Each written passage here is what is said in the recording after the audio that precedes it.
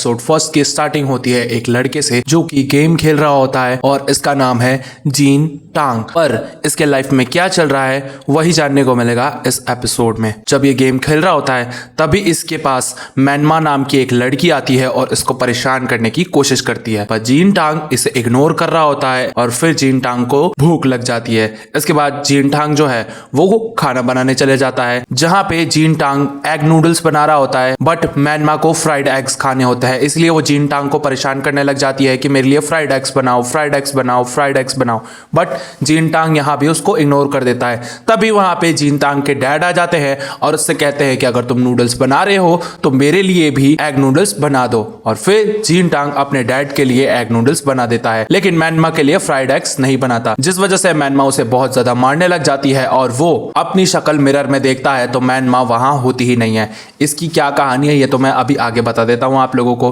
फिर जीन टांग अपने डैड को खाना परोसता है, तभी मैनमा ये देख के चकरा जाती है और उसे गुस्सा आ जाता है कि इसने मेरी बात मानी ही नहीं। और फिर जीन टांग और उसके डैड खाना खाने लग जाते हैं बैठ के। तभी मैनमा आके जीन टांग के गोद में बैठ जाती है, जिस कारण वो एम्बैरेस होके बेहोशी हो जाता है। और तभी ये सपना स्विच हो जाता है बचपन में, जहाँ पे दिखाया जाता है जीन टांग और उसके दोस्तों को वो कैसे मस्तियां करा करते थे और पेड़ पे चढ़ा करते थे। और वो सपने में ये सोच रहा है कि बचपन के गर्मियों की छुट्टी जो थी वो काफी ज्यादा औसम थी, और जैसे जैसे हम बड़े हुए हैं हमारी दोस्ती भी टूट गई है और गर्मियों की छुट्टियां जो है वो पहले जैसी नहीं रही हैं। दरअसल जीन टांग के जितने भी दोस्त थे वो सब के सब उसे छोड़ के चले गए हैं और उसका जो समर वेकेशन है वो बहुत ज्यादा बोरिंग जाता है। अब दिखाया जाता है छोटी मैनमा को, जो बचपन में जीन टांग से कहती है कि मेरी एक विश है, और तभी जीन टांग की बेहोशी खत्म हो जाती है और वो जब उठता है तो देखता है मैनमा उसी के ऊपर लेटी हुई है। और फिर जीन टांग मैनमा को इग्नोर करता है और कहता है कि ये सिर्फ मेरा एक स्ट्रेस है, भर्म है, और मैं बीमार हूं इसलिए मुझे मैनमा दिखाई दे रही है। दरअसल हुआ ये था मैनमा की बचपन में ही मौत हो गई थी और मैनमा एक गोस्ट है जो अपनी विश पूरी करवाने आई है जीन टांग के पास, और सिर्फ जीन टांग ही है जो उसकी विश पूरी कर सकता है। अब जीन टांग कहता है ठीक है मैनमा तुम बताओ तुम्हारी विश क्या है, क्योंकि जीन टांग को ही मैनमा दिखाई दे रही थी और वो बहुत ज्यादा महसूस कर पा रहा था मैनमा को। अब मैनमा कहती है देखो मैं अपनी विश के बारे में तो भूल चुकी हूं, लेकिन मेरी विश एक तरीके से पूरी हो सकती है कि जब हमारे सारे दोस्त एक साथ हो। तब यहाँ पे जीन टांग को गुस्सा आ जाता है और कहता है कि देखो ऐसा बिल्कुल नहीं हो सकता है, क्योंकि सब के सब मुझे छोड़ के जा चुके हैं और सारे लोग बदल गए हैं, इसलिए मैं अब उनके पास नहीं जाने वाला और मैं काफी सालों से स्कूल भी नहीं गया, इसलिए मैं बाहर नहीं निकलूंगा। मैनमा उसे बार बार फोर्स करने लग जाती है और तभी घर की घंटी बजती है। अब मैनमा दौड़ के जाती है गेट के पास गेट खोलने, बट इसी बीच वहां पे जीन टांग उसको पकड़ लेता है और कहता है कि नहीं तुम गेट नहीं खोलोगी, क्योंकि अगर जादू से गेट खुल गया तो अगले इंसान को लगेगा कि इस घर में जरूर कुछ ना कुछ अजीब है, और ऐसा जीन टांग होने नहीं देना चाहता था। और तभी घर का दरवाजा खुल जाता है और दिखाया जाता है जीन टांग के बचपन के दोस्त को, जिसे मैनमा देख के काफी ज्यादा खुश हो जाती है और सीधा एक्साइटमेंट में जाके गले लग जाती है। अब उसको मैनमा दिखाई नहीं दे रही होती है और उसके कंधे जो हैं वो भारी हो गए होते हैं, जिस वजह से वो जीन टांग को कहती है कि यार तुम्हारे घर में आते ही पता नहीं क्या हो जाता है, देखो मेरे कंधे इतने भारी लग रहे हैं कि पता नहीं कौन चढ़ गया है इन पे। और तभी मैनमा महसूस करती है कि हमारे बचपन की दोस्त मुझे पहचान ही नहीं रही है और मेरे को देख भी नहीं पा रही है, और वो उससे अलग हो जाती है। अब मैं आप लोगों को बता दूं जो जीन टांग की दोस्त आई है उसका नाम है नरुको। वो उसको समर हॉलीडे का होमवर्क देने आती है, क्योंकि टीचर ने उसे जीन टांग को देने को बोला था। अब जीन टांग कहता है कि तुम मुझे अभी दे रही हो और समर वेकेशन तो अब खत्म होने वाले हैं 2 दिनों में। तभी नरुको गुस्सा हो जाती है और कहती है कि देखो मेरे पास और भी काम है तुम्हारे इस सड़ेले होमवर्क को देने के अलावा। इसलिए जीन टांग गुस्से में कह देता है कि वैसे भी उस स्कूल में मैं अब कभी नहीं जाऊंगा। अब यहाँ पे नरुको गुस्सा होकर चली जाती है। तब मैनमा जीन टांग से फिर से लड़ने लग जाती है कि वो यहाँ पे आई थी और तुमने विश के बारे में कुछ बताया ही नहीं और ना ही उससे पूछा। फिर यहाँ पे जीन टांग कहता है देखो पहले जैसा कुछ भी नहीं है, सब चेंज हो चुका है और किसी के पास भी खेलने कूदने का टाइम नहीं है। बट मैनमा कहती है देखो नरुको के पास बहुत सारे वीडियो गेम्स एंड कॉमिक्स है, हमें उसके पास चलना चाहिए, वो जरूर हमारी बात सुनेगी और हमारे साथ गेम्स भी खेलेगी। बट यहाँ पे जीन टांग गुस्सा हो जाता है मैनमा से और फिर से उसे इग्नोर मारने लग जाता है। जीन टांग डिसाइड करता है कि मुझे काफी दिन हो गए बाहर गए हुए और मैं अब बाहर जाना चाहता हूँ, इसलिए वो एक कैप और चश्मा पहन के बाहर जाने के लिए निकलता है। और तभी गेट के बाहर से कुछ आवाजें आ रही होती है और जीन टांग जो है वो मैनमा को कहता है रुको मुझे सोचने दो और तभी मैं दरवाजा खोलूंगा। जैसे ही वो दरवाजा खोलता है देखता है 2 लेडीज लेडीज उसके घर के आगे बकवास कर रही हैं और तभी मैनमा जो है वो जीनटांग की बेइज्जती कर देती है कि तुम्हारे दांत में तो ऑनियन का पीस फंसा हुआ है, जिस वजह से जीनटांग चिल्लाता है और वो लेडीज सोचती हैं कि जीनटांग ने हम पे ही चिल्लाया है, इसलिए वो लेडीज जीनटांग को इग्नोर मार देती है।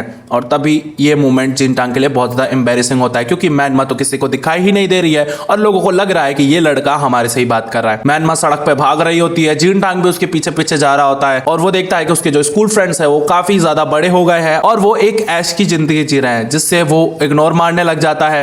मैनमा उससे पूछती है कि ये तुम्हारे स्कूल फ्रेंड्स है ना, और जीनटांग मना कर देता है। इधर जीनटांग एक रेलवे ट्रैक के आगे खड़ा रहता है और सोच रहा होता है कि सारे लोग बदल चुके हैं, गर्मी की छुट्टियां भी अब बहुत ज्यादा बेकार हो गई है और पहले जैसा कुछ नहीं रहा। लेकिन एक चीज चेंज नहीं हुई है, जो है मैनमा। मैनमा अभी भी फूलों के साथ खेल रही थी, वो एंजॉय कर रही थी और उसे मैनमा की सारी बातें याद आ रही होती हैं और फिर उसे बचपन का दिन याद आता है जहां पे जीनटांग को एक आदमी आके चीटर चीटर कह रहा होता है और कहता है कि मैनमा मर चुकी है, जिस वजह से जीनटांग फिर से बहुत ज्यादा स्ट्रेस में चला जाता है। वो देखता है मैनमा जो है वो एक पोल पे चढ़ के खेल रही होती है और तभी मैनमा का पैर स्लिप हो जाता है, जिस वजह से जीनटांग उसे बचाने के लिए कूदता है, पर मैनमा को कुछ नहीं होता और जीनटांग ही उल्टा गिर जाता है। मैनमा को कुछ हो भी नहीं सकता था क्योंकि वो पहले से ही भूत है भाई। और जब वो रोड पे गिरा हुआ होता है और तभी जीनटांग के बचपन के कुछ और दोस्त आ जाते हैं जो कि अब कॉलेज में जा चुके हैं और जीनटांग फेल होने की वजह से अभी भी स्कूल में ही पढ़ रहा है। जीनटांग फॉर्मेलिटी के लिए अपने दोस्तों से पूछता है कि तुम दोनों कैसे हो, फिर उसके दोस्त बड़ी ही रूडली जवाब देते हैं कि हम तो ठीक है